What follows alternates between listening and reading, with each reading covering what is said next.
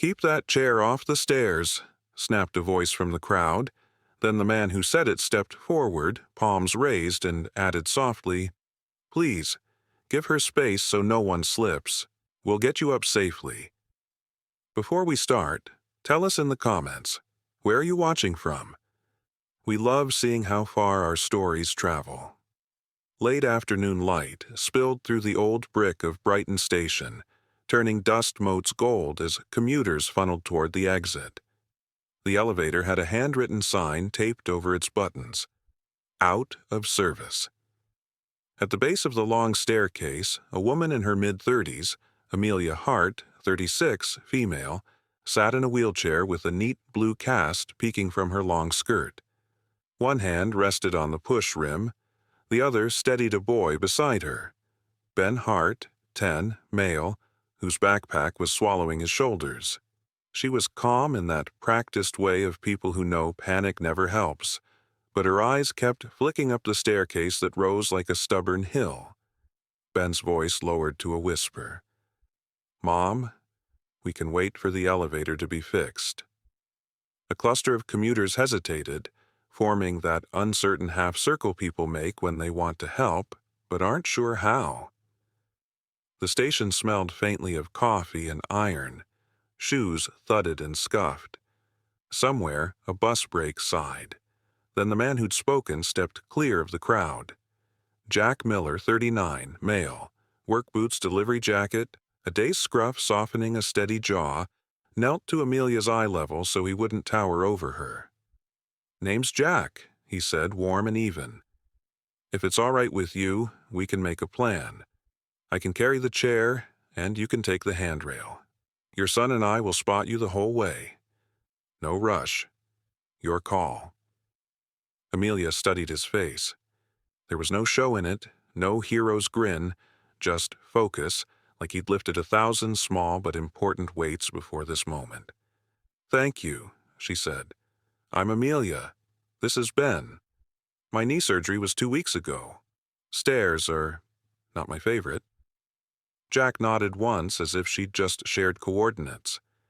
He turned to the bystanders. "Could I borrow 2 sets of hands?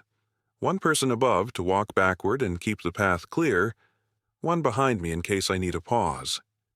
A college-aged woman in a denim jacket stepped up. A gray-haired man with a cane shifted his weight and volunteered too. "To you first," Jack said quietly to Amelia. "You set the pace.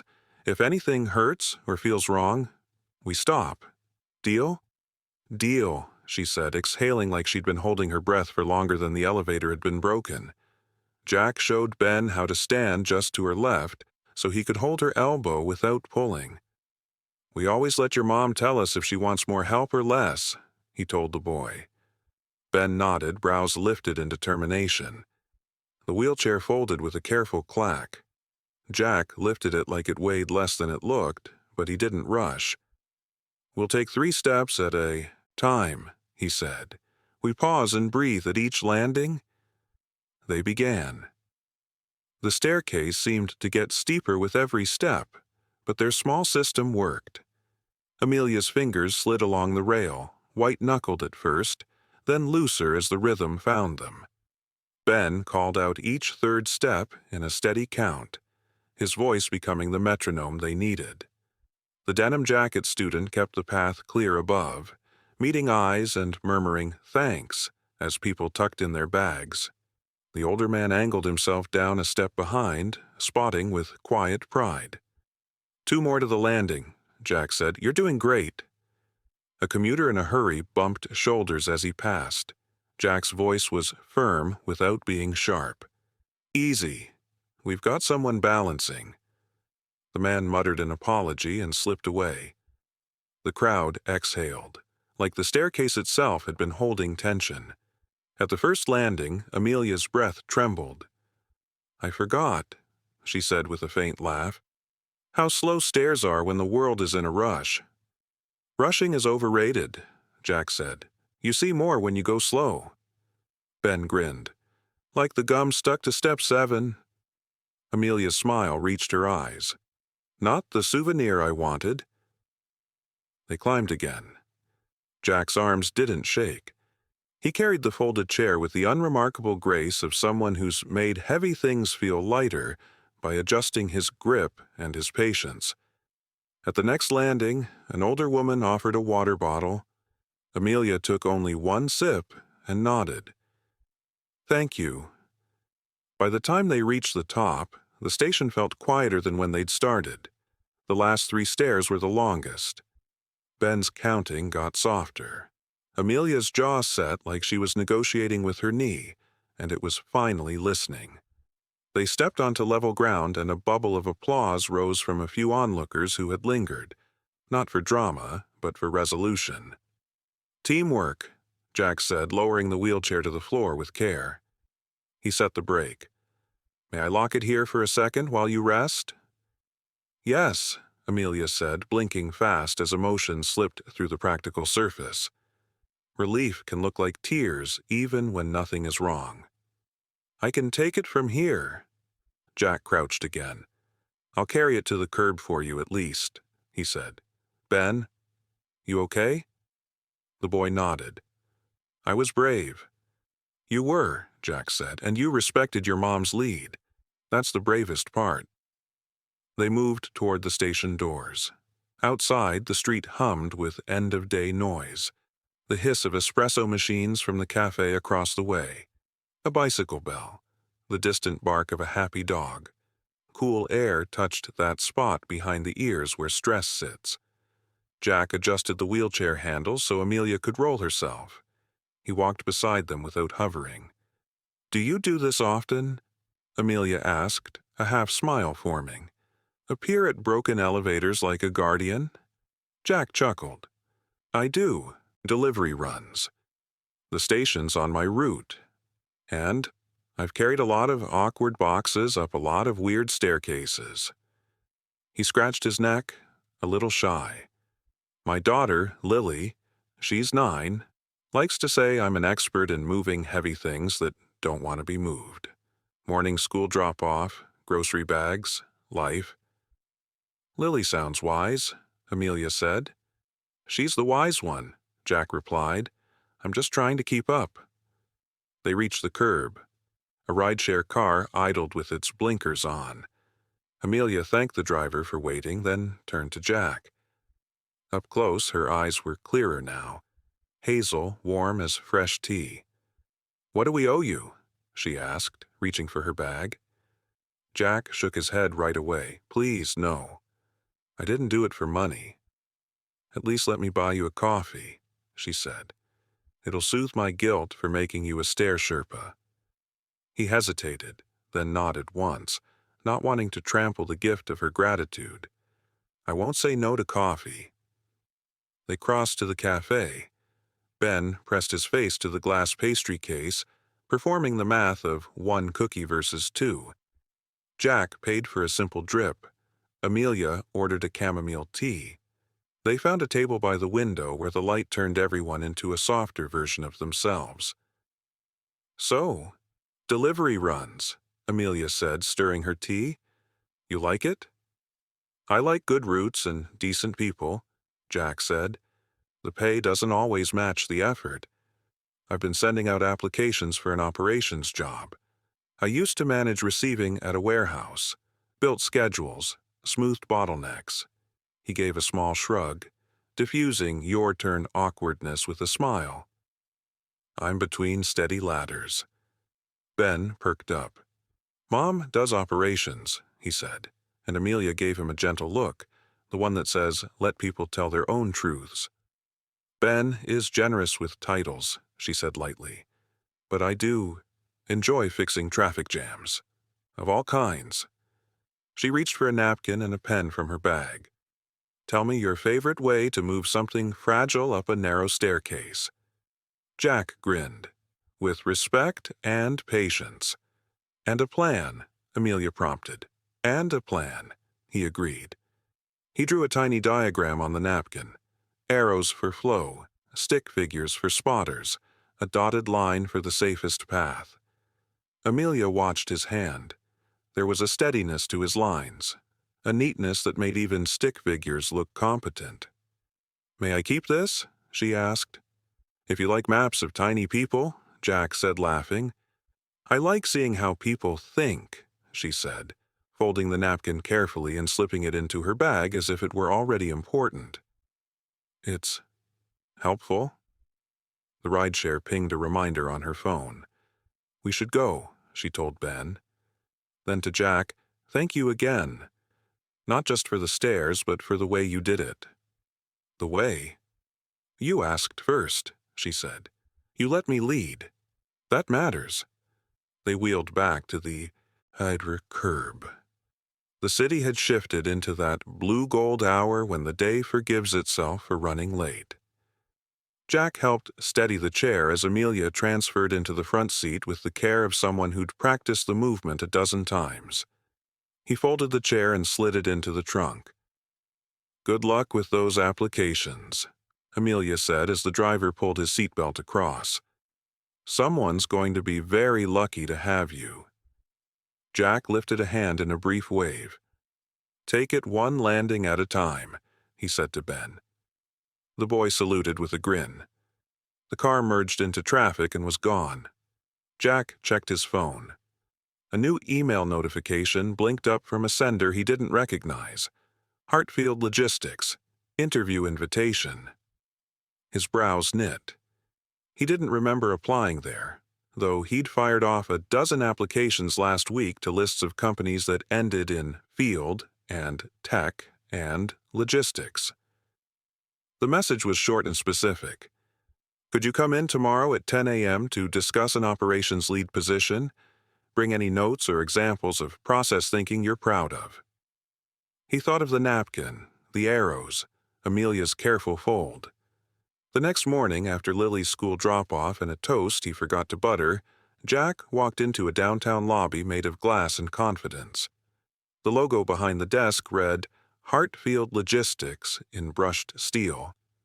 The receptionist, Paige, mid-20s, female, handed him a visitor badge and a polite smile. Third floor, Conference B, she said. They're excited to meet you. Excited? Jack breathed out and straightened the collar Lily had insisted on smoothing before he left. As the elevator opened onto the third floor, sunlight spilled across a wall of windows and a row of photographs showing delivery routes overlaid on city maps like bright threads. A door at the end of the hall swung inward. Ben stood there in a school uniform he hadn't been wearing yesterday, hand on the knob, eyes wide in delight. Mom, he called over his shoulder, not taking his eyes off Jack. It's the Stair Sherpa. Another voice answered, warm and sure. Invite him in, Ben. Jack stepped into Conference B, and there she was, no cast showing under the tailored slate dress, posture easy, but unmistakably in charge. Amelia Hart, 36, female, offered her hand. The nameplate on the table did the rest. Amelia Hart, Chief Executive Officer. Jack, she said, smile reaching her eyes again, let's talk about the way you led those stairs, and what that would look like with a few more of them. For a moment, the room just breathed. Morning light washed across the table, catching motes of dust that drifted like quiet applause. Jack's grip matched Amelia's. Steady, measured. The napkin from yesterday sat at the center of the table in a clear sleeve, as if it were a blueprint instead of café paper. Ben insisted we protect your masterpiece, Amelia said, amused. He told the office it was evidence of excellent thinking. Ben, posted near a tray of cookies like a ceremonial guard, gave a solemn nod, and then reached for a chocolate chip with the diplomacy of a future ambassador. Only one, he promised, chewing thoughtfully. Jack let a soft laugh escape, then glanced at the conference wall. Magnetic boards were covered with route maps, colored strings connecting hubs and drop points across the city. Tiny notes with careful handwriting. Delay here. Driver knows gate code. Ask cafe to shift pickup to 310. Speckled the edges. The place looked like the inside of a well-run mind. Amelia gestured toward the maps.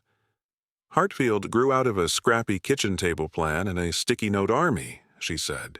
We've kept the soul of it, the respectful pace, the permission to think out loud, but our growth means we need new hands on the tiller. An operations lead who understands that sometimes the heavy thing isn't the freight, it's a customer's mood, or a team's trust. She rested her palms on the back of a chair, not quite sitting, the posture of someone who prefers to meet people eye to eye.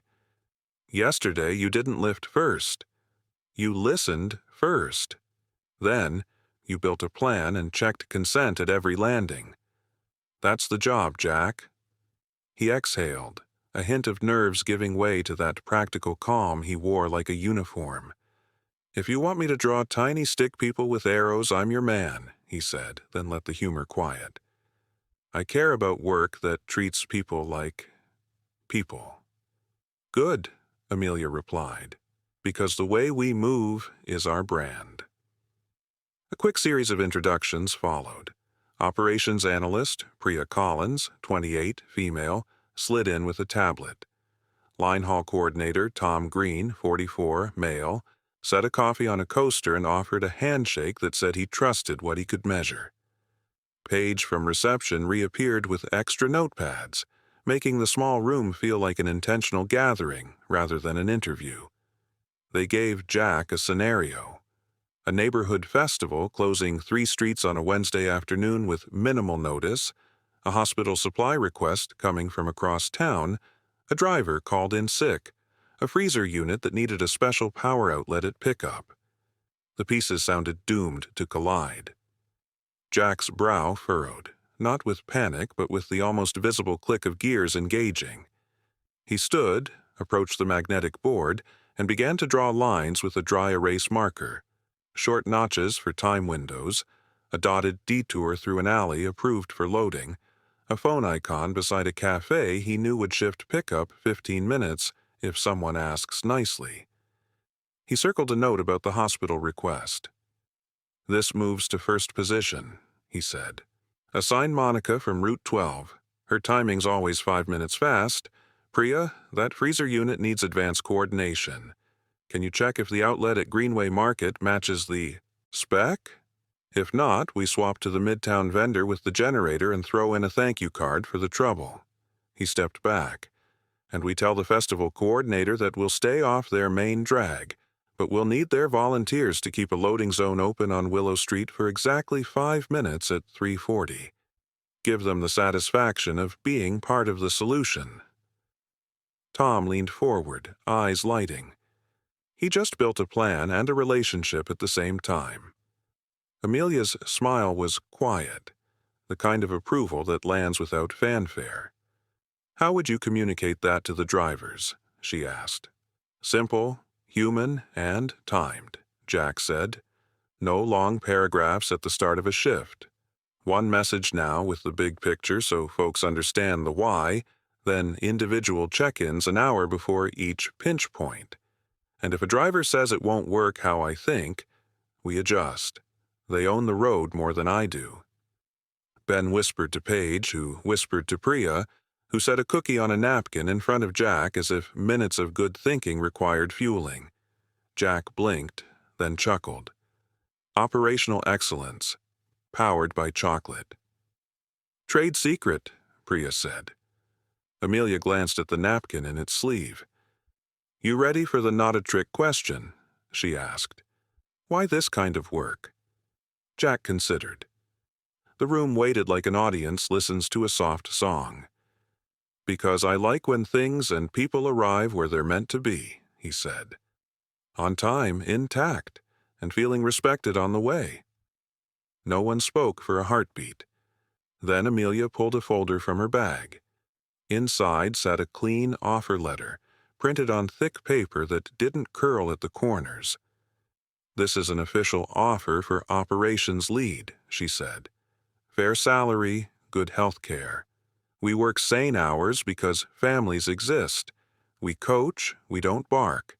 And when the elevator breaks, we don't look for a scapegoat. We build a ramp. Jack's hands hovered over the folder without touching it. This fast? You've been interviewing since the bottom of the stairs, she said. The rest is paperwork. Ben, vibrating with second-hand victory, leaned toward the window. If he says yes, can we show him the wall with all the driver's pets? He asked, eyes huge. It's very important to morale. Amelia laughed. Deeply important, she confirmed. Then, to Jack, there's one condition. Jack lifted a brow. You keep leading like you did yesterday, with consent and patience, and you save at least one Friday morning a month to drink tea with me and diagnose our next Step 7. His smile was the unguarded kind that happens when the present surprises the past for the better. Yes, he said. He signed. Amelia signed. The room, small team, big moment, breathed out, the way a city exhales when the traffic light finally turns green. The first week felt like stepping onto a moving walkway already set to a gentle pace. Jack shadowed dispatch, watched drivers map shortcuts with the wisdom of cabbies, learned the unspoken language of the loading dock. 2 sharp whistles for heads up, a palm flat to say hold, a raised coffee meaning you're doing great. Every afternoon he left by 3:15 to collect Lily from school, then returned for an hour after dinner to review the next day's bottlenecks. No one clock-shamed him for leaving. Someone had already taped a paper sign near the exit. Family time is also operations. He ran into Amelia often without running into her. She had a way of orbiting the floor that didn't feel like surveillance. It felt like presence. Sometimes Ben joined for half an hour after homework, quizzing drivers about their favorite snacks on the road. Apples, hands down, declared Monica from Route 12, their nature's patience.